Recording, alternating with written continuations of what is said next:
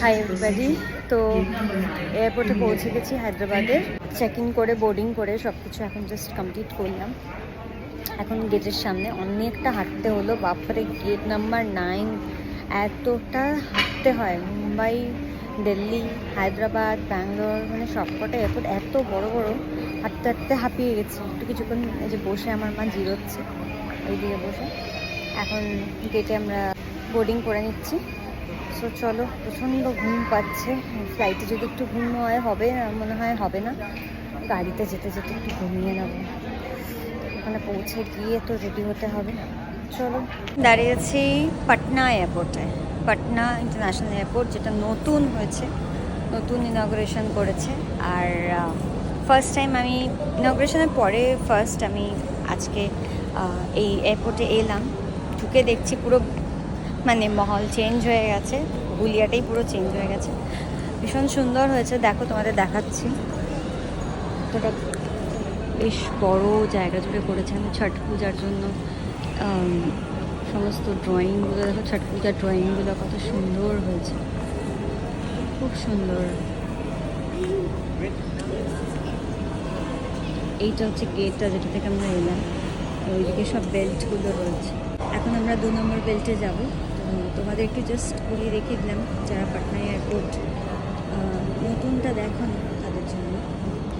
চলো এবার লাগেজটা কালেক্ট করে নিই, তারপর একটু ফ্রেশ হব, একটু ওয়াশরুম যাব, ফ্রেশ হব, দেন বেরিয়ে পড়বো। আমাদের এখন ট্রাভেল করতে হবে প্রায় 3 ঘন্টা, 2.5 থেকে 3 ঘন্টা লাগবে। সো চলো।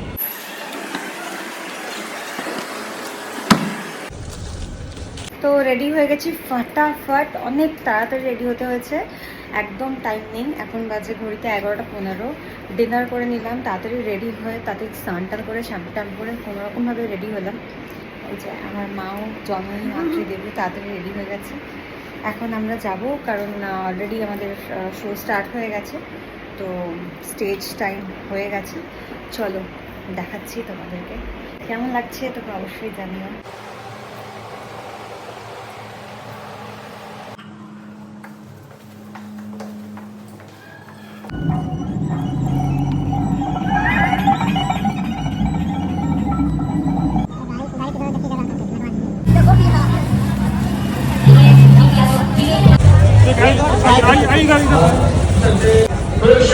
जाइए जाइए। जन्माष्टमी होती है और आप सकते हैं कि केरला में आने वाले वर्षों में और भी विकास होगा। मैं पुनः यहाँ के जो सब आपके अगवान बोले सर कमेटी के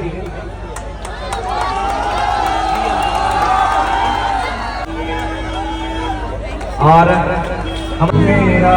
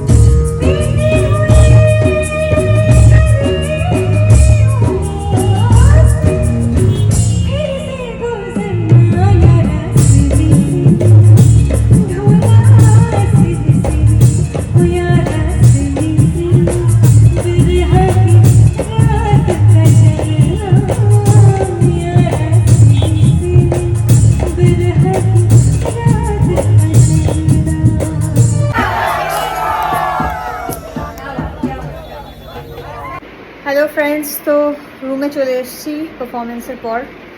বিধ্বস্ত অবস্থা, এত গরম, এত ঘাম আজকে দিয়েছে, মানে কি বলবো। আর তারপরে এত ভারী ড্রেসটা পরে আমি রীতিমতো মানে চলতে পারছিলাম না। যাই, এখন ঘড়িতে 4:30 বাজে। এখন সমস্ত কিছু গোছাতে হবে, রুমে সব ছড়িয়ে ছিটিয়ে পড়ে রয়েছে, সব গোছাতে হবে। গুছিয়ে আমরা বেরিয়ে যাব পাটনা এয়ারপোর্ট। আমাদের সকালে ফ্লাইট আছে রাঁচি যাওয়ার। সো চলো, আজকে আর বেশি কথা বলতে পারছি না, গুছিয়ে নিই। Good night.